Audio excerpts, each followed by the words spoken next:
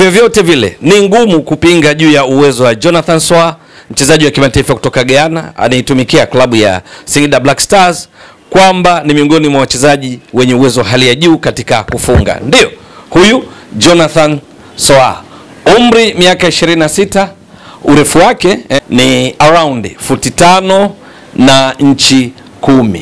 Ni mchezaji ambaye nafasi yake uwanjani ni mshambuliaji kinara nambari 9. Anaweza kufiti katika mfumo wa 4-2-3-1, anaweza kufiti katika mfumo wa 4-4-2 wakiwa washambuliaji wawili, na hata 4-3-3 ama 3-5-2, yeye akiwa miongoni mwa wale washambuliaji wanaokuwa katika eneo la kati. Mzuri sana katika kufunga, shooting accuracy, uwezo wa kupiga mashuti kwa kulenga shabaha, yuko vizuri kwa ujumla, lakini pia kunusa nafasi sahihi ya kwenda kusimama kwa ajili ya kufunga. Jonathan Soa, umbile lake, body morphology, yuko vizuri katika kulaliana na mabeki wakati hasa wa timu pinzani. Katika mapambano yale ya nguvu amekuwa na faida kubwa, kwamba ni mshambuliaji mzuri, kwamba ni mshambuliaji ambaye huwafanya mabeki wa timu pinzani muda wote wakose amani. Jonathan Soa. Lakini ana tatizo moja tu, mchezaji huyu wa kimataifa wa Ghana ambaye mara kadhaa huitwa katika kikosi cha timu ya taifa ya Ghana, nalo ni juu ya nidhamu. Rekodi zake katika dakika 90 za mchezo wakati mwingine huambatana na kupata kadi za njano na hata nyekundu, na hivyo wakati mwingine kuzigharimu timu anazochezea.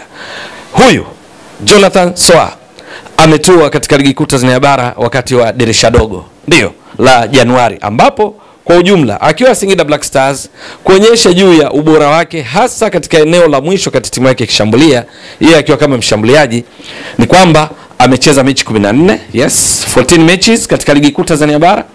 Lakini kwenye mechi hizi dakika alizocheza ni dakika 1124. Halafu nini amefanya Jonathan Soa? Kapiga mashuti shots, kapiga mashuti 32. Kati ya hayo mashuti 16 yamelenga lango, ambayo hapa utaona shooting accuracy, kupiga mashuti kulenga shabaha kwa usahihi, unagundua shooting accuracy ni around 50%. Hiki ni kiwango cha juu cha ulengaji shabaha. Na nini kilichofuatia? Akafunga mabao, tusema goals, akafunga mabao 13. Hana assist. Lakini utaona namna alivyokuwa muhimu Jonathan Soa ndani ya kikosi cha Singida Black Stars kilichomaliza msimu huu kikiwa katika nafasi 4 katika mchango wa mabao, kwa sababu Singida Black Stars msimu mzima huu wamefunga mabao 45, 45 goals. Yeye kati ya haya unaona mabao 13 kati ya 45 ameyafunga yeye. Ukizidisha kwa 100 kupata mchango wake ujumla wa mabao, unagundua ni around 29%. Hiki ni kiwango cha juu cha mchango wa mchezaji ambaye ametua wakati wa usajili wa dirisha dogo, akiwa hajazoeana vya kutosha na wenzake kikosini wala na benchi la ufundi kujua namna gani acheze sehemu ipi kwa usahihi na apate huduma ipi ili afunge, lakini bado akawa na mchango huu Jonathan Soa. Sasa ambacho unaweza kusema kwamba ni changamoto kwake ni ile nilotoka kueleza ya nidhamu. Ni kwa sababu gani? Katika mechi ya finali ya kombe la shirikisho la benki ya CRDB, ambalo Jonathan Soa alikuwa miongoni mwa wachezaji walioanza kikosini na kuwa tishio mno kwa safu ya ulinzi ya Yanga wakati Singida anaposhambulia, hakumaliza mchezo. Alitolewa nje kwa kadi 2 za njano zilizomfanya apate kadi nyekundu. Ilikuwa vipi katika mechi hii? Jonathan Soa aliendelea kuonyesha uwezo wake chanya katika kusumbua ngome ya Yanga, lakini mwisho wake akathibitisha hili linalotoka kulieleza juu ya nidhamu. Ni kwa sababu gani? Kwenye mechi hii Yanga waliibuka na ushindi wa mabao 2-0 dhidi ya Singida Black Stars. Ushindi huu ulitokana na Yanga kwa ujumla kupiga mashuti, tunasema shots, mashuti 14, kati ya hayo 6 akilenga shabaha. Singida Black Stars walimaliza mechi wakiwa wamepiga mashuti 12, kati ya hayo mashuti 5 yamelenga shabaha. Miongoni mwa mashuti yao waliopiga Singida Black Stars ni pamoja na mashuti kadhaa yaliyopigwa na Jonathan Soa, ambaye katika mfumo wa kocha David Ouma wa Singida Black Stars ilionekana kwenye makaratasi ni baada ya golikipa ni walinzi 4, viungo wale ukabaji, viungo 3 washambuliaji na mshambuliaji kinara mmoja alikuwa yeye. Ingawa kuelekea mwishoni mwa mchezo kocha Ouma alifanya mabadiliko ya kimbinu kwa kumuingiza Elvis Baranga Rupia na hivyo kuwa na washambuliaji wawili, kwa maana Jonathan Soa na Rupia. Lakini yeye kwa mchango wake alipiga mashuti kadhaa, ikiwamo shuti lilolenga shabaha, tunasema shot on target, alipiga yeye Soa katika dakika ya 45 plus, lakini pia katika dakika ya 83 alipiga shuti la namna lililolenga shabaha, lakini golikipa Djigui Diarra akalicheza vizuri. Jonathan Soa katika kuipambania timu yake alianza kupata kadi ya njano katika dakika ya 64. Hii ilikuwa ni tactical foul, alicheza tactical foul kwa ajili ya kunusuru timu yake, kwa sababu Yanga walianzisha shambulizi la kushtukiza ambalo lilikuwa wanakwenda kumfikia golikipa wao, kwa maana golikipa wa Singida Black Stars Amas Obasogie, na hivyo Jonathan Soa akajiongeza kwa kucheza hii tactical foul ya kimbinu kunusuru timu yake ambayo alimchezea Maxim Pianzengeli. Mwamuzi Arajiga akawa hakuwa na jinsi, akampa kadi ya njano, lakini akitambua na kadi ya njano bado akaja kufanya faulo nyingine kuelekea mwishoni mwa mchezo, wakati alipopiga shuti lilotoka nje akaishia kudundisha mpira chini, hali iliyomfanya mwamuzi Arajiga akose la kufanya isipokuwa kumpa kadi ya pili ya njano.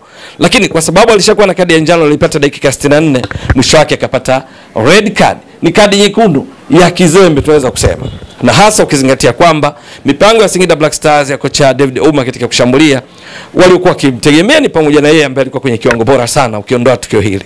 Lakini ukifuatilia zaidi rekodi kuhusu kadi, huyu Jonathan Soa msimu uliopita, msimu kabla, tuseme msimu uliopita 2023 2024, alitoka katika klabu ya Medeama ya kule kwao nchini Ghana ambayo alisaidia kutoa ubingwa msimu wa nyuma yake, akajiunga na klabu ya Al Nassr ya Libya katika usajili wa dirisha dogo. Akiwa katika Al Nassr akacheza mechi tuseme matches, alicheza mechi 13. Kwenye mechi hizi akafunga mabao goals, akafunga mabao 7 kama kawaida yake, kwamba anapopata nafasi ya kucheza anazitumia vizuri, kwa sababu akawa miongoni mwa wafungaji wa kutumainiwa. Lakini kwenye nidhamu akajikuta anapata kadi za njano 4 kwa mechi hizi 13, yeye akiwa mchezaji mpya kajiunga dirisha dogo akiwa katika klabu ya Al Nassr. Lakini kabla ya hapo akiwa na Medeama katika michuano ya ligi ya mabingwa barani Afrika, CAF Champions League, ambayo Medeama iliingia hatua makundi wakiwa kundi moja na klabu za CR Belouizdad ya kule Algeria, Yanga ya Tanzania pamoja na Al Ahli ya Misri. Yeye Jonathan Soa akiwa anategemewa mno kwenye michuano hii ya CAF Champions League na klabu yake ya Medeama, akacheza mechi 3 tu kwenye hatua ya makundi kati ya 6.